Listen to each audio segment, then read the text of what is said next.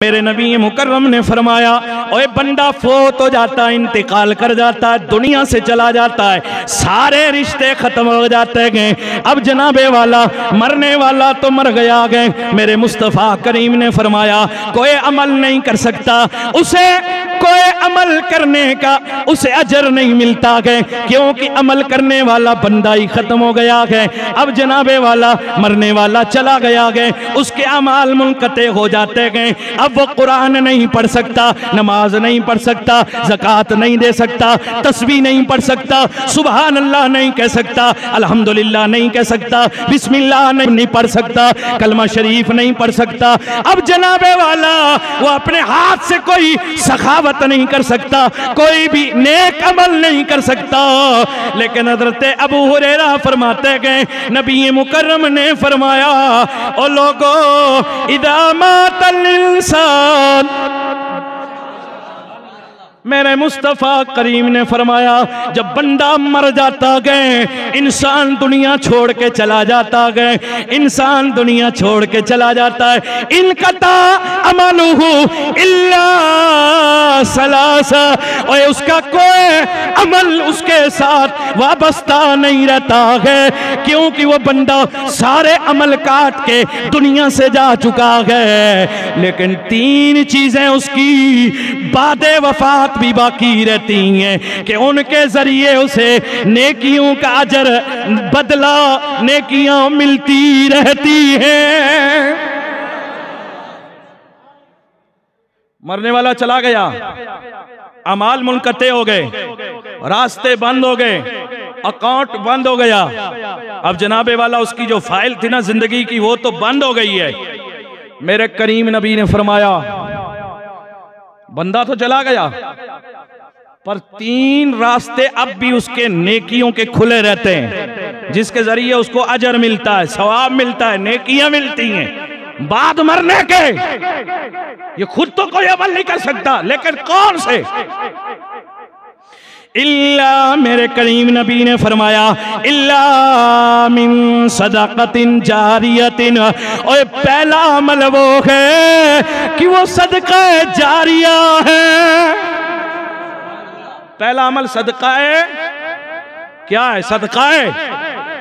आपने जनाब वाला मस्जिद बना दी अपनी तरफ से, अब वो मस्जिद आपकी बनी हुई है क़यामत तक के लिए, तो मस्जिद मस्जिद ही रहेगी ना, और तो कुछ नहीं बन सकता।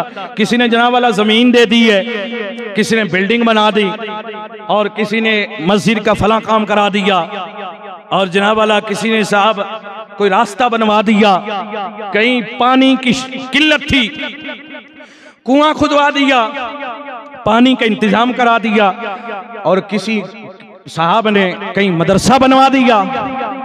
तवज्जो है आपकी? इस तरीके से कोई सदका जारिया वाला काम कर दिया। किसी बंदे ने उठा के कुरान पाक मस्जिद में रख दिया, अब उस कुरान जब तक मस्जिद में लोग पढ़ते जा रहे हैं उसका सवाब उसे।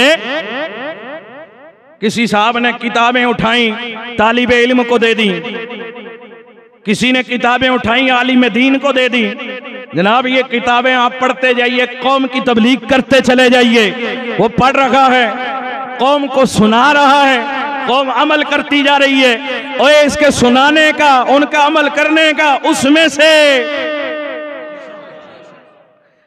ये सदका जारिया है, इसका सवाब उसे क्या है? मिलता रहता है। क्या है?